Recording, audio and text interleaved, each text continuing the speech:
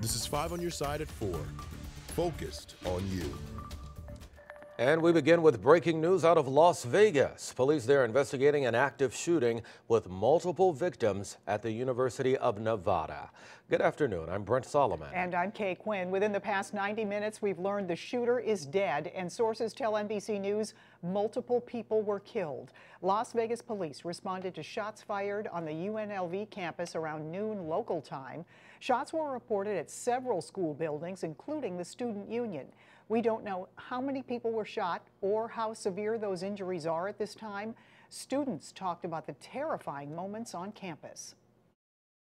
We were in the student union on the second floor, and we heard at the business building, the BEH on the second floor, there was an active shooter. We found out cops were on site, and we just sheltered in place until we were evacuated. Right now, the suspect has not been identified. Police are looking for a motive. They do say there is no further threat to the community. 5 on your side will stay on top of this breaking story. Look for updates on air on KSDK.com and on the 5 on your side app.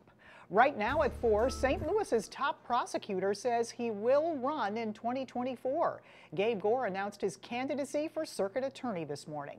Today's announcement comes a day after Gabe Gore highlighted his accomplishments since taking over the office back in June. That's right. 5 on your side's Christine Byers joins us in studio now with more on his decision to run. Christine. That's right. The campaign announcement came almost 24 hours exactly after I asked him whether he was going to run for this office. He told me yesterday he said he couldn't fully commit, but now he says he's certain. Governor Mike Parson appointed Gabe Gore as the St. Louis Circuit Attorney after the abrupt and controversial resignation of Kim Gardner. During her 6 years in office, thousands of cases piled up without ever being reviewed, and multiple victims and defendants were kept in the dark about their cases. Today, Gore outlined his progress over the past 6 months, explaining how his administration has been digging out from a backlog of 6,700 cases. There are 2 other potential candidates who may run against Gore in the Democratic primary, local attorney David Mueller and former Alderman Mike Gra. Here's how Gore explained his decision to officially join the race. Running for public office is not something that has ever been on my career to-do list, and that hasn't changed. But what has changed is the unique opportunity to serve alongside the men and women who have come back to the Circuit Attorney's office to join me, to do the work. The wild card here remains whether Kim Gardner will also run again for the office. She said she had planned to do so before she resigned. She hasn't returned any of our phone calls or messages to answer whether that is still her plan.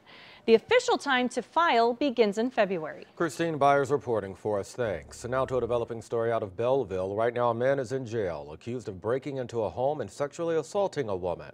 Police say the victim is 60 years old. She lives in a home on West A Street. She tells police Monday morning the suspect not only assaulted her, but also took several items from her home before taking off in her car. He later crashed that car in Shelby County, Illinois, and then went to a hospital in Springfield. That's where police arrested him. Right now, a second suspect is wanted in connection with a deadly shooting in Clayton. Police are looking for 18-year-old Darion Johnson. They say he and 18-year-old Turnell Johnson face murder charges in the death of Joshua Harris. The suspects, police say, shot Harris after he confronted them while breaking into cars on the morning of November 13th. Darion Johnson is considered armed and dangerous. A suspected shoplifter arrested after trying to take an officer's gun at the Brentwood Target. Police say Saturday, Jerome Elkelberger and a woman took several items from that store. As they allegedly tried to walk out without paying, a Brentwood police officer tried to stop them. During a struggle, police say Elkelberger grabbed the officer's gun. The officer then hit him in the face, causing Elkelberger to drop the gun. He was charged with stealing and resisting arrest. The woman ran away. A man is behind bars charged in several bank robberies in the bi-state. Police say Tyreen Leslie first robbed the U.S. Bank on Tesson Ferry Road on November 14th. Then on December 2nd, they say he robbed the PNC Bank on Manchester Road in Baldwin. And 2 days after that, they say he robbed the FBC Bank in Caseyville before leading police on a chase into St. Louis County, where he was arrested. Right now, fire investigators are trying to figure out what sparked a house fire in South St. Louis that killed a dog. Firefighters responded to the home on Wilmington Avenue in the Holly Hills neighborhood just before 7:30 this morning. We're told one person was taken to the hospital with smoke inhalation. No word on their condition at this time. All right, it has been yet another chilly day in the bi-state, but things are expected to warm up a bit. Chief Meteorologist Scott Connell standing by with the Weather First forecast. You know, it's always nice to see the sunshine, and that's what we have across the area this afternoon. As the clouds rolled out and as they did so, temperatures started to respond to that sunshine. Pretty bright around most of the area right now. Clouds continue to streak off. They're moving from northwest to southeast, so a few high clouds will linger into the sunset hours this evening. Temperatures topped out around 50, and now we're starting to drop off a bit. Not as cold overnight, though, as it was this morning, so we should stay in the mid to upper 30s versus upper 20s to mid 30s. Thursday is bright and warm, and we're still tracking showers by late Friday night. There are changes to the forecast, though, for this weekend system. We'll talk about those changes in 10 minutes. And we'll be looking forward to it, Scott. Happening in just a few hours, the remaining Republican candidates for president will take the stage in a fourth debate. We are just 6 weeks out from the Iowa caucuses, and each candidate is hoping to find a moment to stand out from the rest of the field. Julia Benbrook reports from Tuscaloosa, Alabama.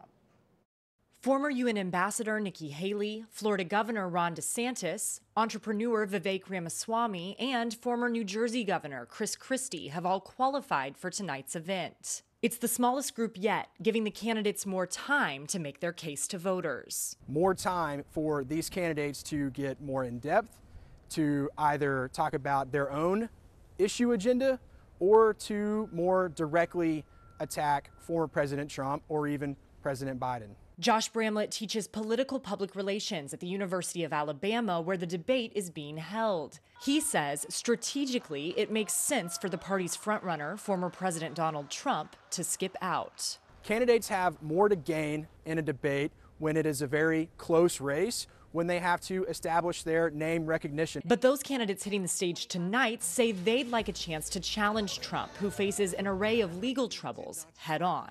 I'm waiting for him to get on a debate stage. He can't keep hiding the way he's hiding. Why Donald Trump refuses to debate is just beyond me. I mean, you know, if you're doing so well, you should want to go up there and make your case. All eyes will be on DeSantis and Haley as they compete to become Trump's chief primary rival, ahead of the Iowa caucuses. In Tuscaloosa, Alabama, I'm Julia Benbrook.